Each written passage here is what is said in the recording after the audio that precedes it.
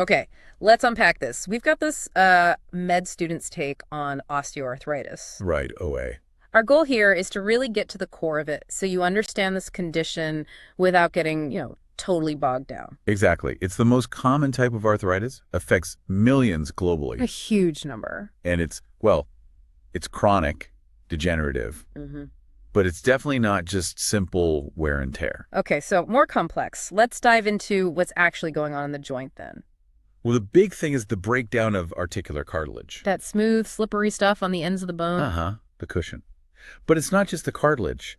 The whole joint structure gets involved. Like what else? The bone underneath it, the ligaments, even the joint lining, the synovium. The whole system. So that cartilage breakdown, what's happening there? In a healthy joint, it's super low friction, absorbs shock. But in OA, it gets rough, it thins out. And that leads to bone-on-bone contact eventually. It can, yeah. And importantly, this isn't just passive damage. It's like the repair process can't keep up with the breakdown. An active imbalance. Fascinating.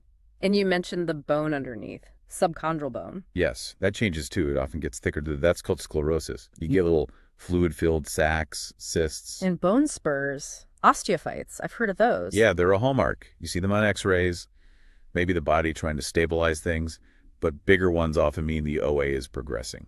So is it all just degeneration, things wearing out, or is there more? There's definitely more. We now know low-grade chronic inflammation of that joint lining, the synovium. Synovitis. It plays a really central role. Those inflammatory molecules actually mess with cartilage repair. So it's wear and inflammation working together, not just one or the other. Precisely. That's a key understanding now. So down at the molecular level, what's driving this? Tiny little processes. Well, you have cartilage cells, chondrocytes, releasing enzymes. Think of them like tiny scissors cutting up the cartilage matrix. Enzymes like MMPs and ADAMTs. Those are the main culprits, yeah. And then you have pro-inflammatory signals, cytokines like IL-1 beta, TNF-alpha. Fueling the fire, basically. You got it. It creates this environment where breakdown outpaces buildup. Even growth factors get involved in complex ways. It's all about imbalance. Okay, let's connect this back to the listener. Who's most at risk for this? Well, age is a major factor. Risk goes up as you get older. Right. And women tend to be more affected, especially after 50 or so. Okay. What about lifestyle factors? Obesity is a big one. Huge impact, particularly on knees and hips. Just the extra weight. That's part of it, the mechanical stress. But also, fat tissue itself releases inflammatory substances. So it's a double hit. Interesting. What else? Repetitive joint stress, maybe from a job or certain sports.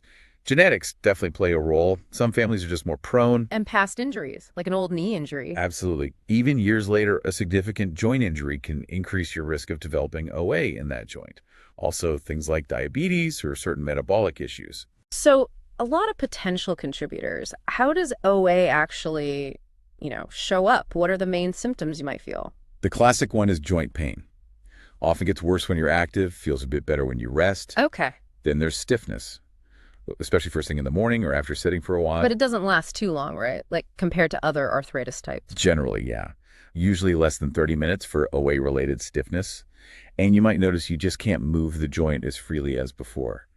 Reduced range of motion. Where does it typically hit? Which joints? Very common in the hands, those joints near the fingertips, the middle finger joints, base of the thumb. Okay. And the big weight-bearing ones. Knees and hips are very common. The spine, too. Does the pain feel different depending on the joint? It can. Like hip OA might cause pain in your groin or a buttock, sometimes even down the leg. Knee OA often comes with a grating or crackling sensation. Crepitus. Crepitus, got it. So if someone comes in with these symptoms, what does a doctor look for? During the exam, we're checking for tenderness around the joint, feeling for that crepitus, any bony lumps, those osteophytes again. Can you actually see changes? Sometimes, yeah. Maybe some swelling, or the joint might look a bit deformed. Those bumps on finger joints, Heberden's and Bouchard's nodes, are classic visual signs. How's it officially diagnosed then? Is it just the symptoms in exam? Often, the clinical picture, your history, and the exam is pretty clear. But imaging, especially x-rays, really helps confirm it. What do x-rays show? They show key features.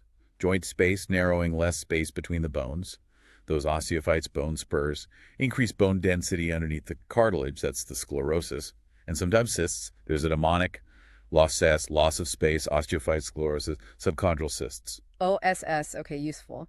Is MRI ever needed? It gives more detail, shows cartilage and soft tissues better, but it's not typically needed for a routine OA diagnosis, more for complex cases. You mentioned other types of arthritis. Are there blood tests for OA? No, there isn't a specific blood test for OA. That's important. So why do blood tests then? Mainly to rule out other conditions that mimic OA, like rheumatoid arthritis.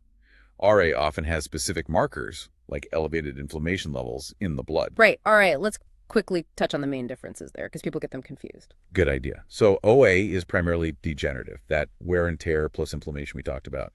RA is autoimmune. The body's immune system attacks the joints. Big difference. Huge. OA onset is usually gradual. RA can be more insidious or sometimes quicker. OA is often asymmetrical, one knee worse than the other, for example. RA tends to be symmetrical, affecting the same joints on both sides. And the morning stiffness? Much shorter in OA, under 30 minutes. In RA, it can last well over an hour. Plus, RA often comes with systemic symptoms, fatigue, fever sometimes, which you don't typically see in OA. Okay, that distinction is really helpful. So shifting to management, what can be done? It's chronic, no cure, right? No cure yet, but symptoms can definitely be managed effectively. Right. It's usually a combination approach. Starting with non-drug things. Absolutely. Lifestyle is key. Weight management, even losing a modest amount of weight, makes a big difference for knees and hips. Exercise. Seems counterintuitive if it hurts. Low-impact exercise is crucial. Things like swimming, cycling, walking. It strengthens the muscles that support the joint, improves flexibility and function. Physical therapy is great for guidance. Makes sense. What else? Assistive devices? Yeah, canes, walkers, braces can help unload the joint. And simple things like heat or cold packs can provide temporary pain relief for many people. Then there are medications. Right. Mostly for pain and inflammation. Over-the-counter options like acetaminophen or NSAIDs, non-steroidal anti-inflammatories are common first steps. Like ibuprofen? Exactly. Oral pills or even topical creams and gels you rub on the skin. There are also prescription NSAIDs, including KIO-X2 inhibitors, which might have fewer stomach issues for some, but carry other potential risks. What about stronger pain meds? Opioids? Generally avoided for long-term OA management due to risks of dependence and side effects. And injections? Cortisone shots? Corticosteroid injections can give good temporary relief by reducing inflammation directly in the joint. Hyaluronic acid injections are another option, kind of like lubricating the joint, though evidence is mixed. What if things get really bad? When non-surgical options aren't enough? That's when surgery becomes a consideration, especially for advanced hip and knee OA. Joint replacement arthroplasty can be incredibly effective at relieving pain and restoring function. Hip and knee replacements are pretty common now. Very successful operations for the right patient. Sometimes, for specific knee OA patterns, an osteotomy realigning the bone might be an option. Arthroscopy, the scope surgery, has a much more limited role these days for just straightforward OA. Okay, so zooming out again, what's the long-term outlook, complications? Well, OA can certainly impact quality of life. Chronic pain can lead to disability, make daily activities hard. It can affect mood, leading to depression, disrupt sleep. And increase fall risk too, I imagine. Definitely, if joints are unstable or painful. So getting on top of management early is really important to minimize these long-term issues. It sounds like while there's no magic bullet, there's a lot that can be done. Absolutely. It takes a multidisciplinary approach. Doctors, physios, occupational therapists, and crucially, the patient's active participation. The goal is maintaining independence, reducing pain, improving function. Staying active and managing symptoms. That's the aim. Better quality of life. Okay, so to wrap up, here's a thought to leave you with. We've talked a lot about this shift in understanding OA, recognizing that low-grade inflammation is a key player, not just mechanics. Right.